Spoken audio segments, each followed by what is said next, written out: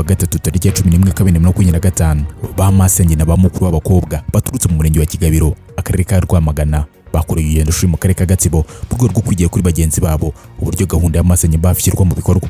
Ni mu gihe gahunda iherutse gutangizwa mu murenge wa Kigabiro w'akarere ka Rwamagana igamije gufasha ingimbi n'abangavu gusobanukirwa ubuzima bw'imyororokere, kurwanya inda zitateganyije ziterwa abangavu ndetse no gufasha abafite ibibazo by'uruhurirane bitandukanye. Abamasenge na ba mukuru w'abakobwa bitabiriye urugendo shuri bavuga ko urugendo shuri ari intangiriro nziza yo gutangira gushyira mu bikorwa gahunda y'amasenge ba hafi aho batuye. Murakoze. Urugendo shuri twakoze tuza muri Gatsibo twari tuje kwigira, hari bimwe twari tuje kwigira kuri bagenzi bacu muri iki gikorwa cya Riwadi, muri uyu mushinga wa Riwadi hari igikorwa cy'aba masenge mba hafi batangiye mbere yacu, twebwe ubu nibwo turi gutangira. Twari twaje kureba uko bakora ngo natwe tugira icyo tujya kugeza ku rubyiruko rwacu. Rero mu by'ukuri twabigiyeho ibintu byinshi, twasanze hari byinshi bamaze kugeraho, natwe tukaba tugiye kubigeza ku rubyiruko rw'iwacu mu murenge wa Kigabiro. Ikintu nabonye cyanshimishije kurusha ibindi, nabonye abana b'abakobwa bari mu rubohokero aho batinyuka bakavuga ibibazo byabo, bakabohoka, mbese bakavuga ikibari ku mutima, bakavuga bashize ubwoba. Gatsibo rwose bateye imbere cyane, nabonye bameze neza cyane, n'abahungu baza mu rubohokero. Twigiyemo ko n'abahungu mu rubohokero abahungu nabo babamo n'abakobwa babohoka bakatanga ubuhamya ku byababayeho byose. Uru rugendo shuri rusigiye ko nanjye ngiye iwacu mu kagari ka Sovu kujya nigisha abakobwa ndetse n'abahungu.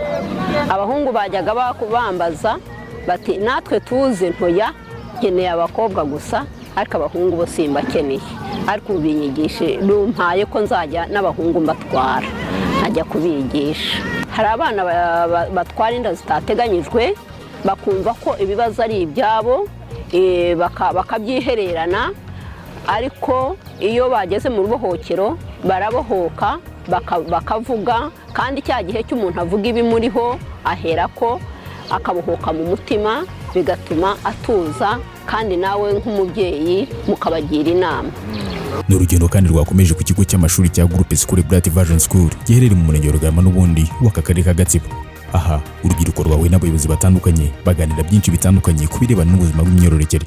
Nashakaga kubamenyesha ko ubuzima bw'imyororokere butangira umuntu akivuka.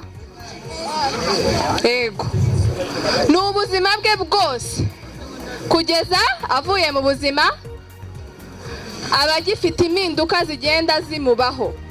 Aha harimo n'uwaturitse mu nama y'igihugu y'abagore ushinzwe mobilisation Uwitonze Donata, wari waje kugenzura no kuri uburyo gahunda y'amasenge bafishyirwa mu bikorwa, hanasesengurwa uburyo yakwirakwizwa mu gihugu hose. Njyewe ndabwira cyane cyane abana b'abakobwa, kuko iyo ihohotera rikozwe uwo rigiraho ingaruka cyane, mwabonye ko ari umwana w'umukobwa, sibyo? Bana b'abakobwa rero muvuge, mwe guceceka aho mwakorewe ihohotera. Hari umuyobozi w'umurenge wa Rugarama, umuyobozi wa LWD ndetse n'abagize Youth Panel muri Make Way. Ibiganiro kandi byagarutse ku buryo bwo guharanira uburenganzira bw'urubyiruko, kurinda ubuzima bwabo no kubongerera ubushobozi bwo guhitamo neza. Irene Mutijima, LWD mu karere ka Gatsibo.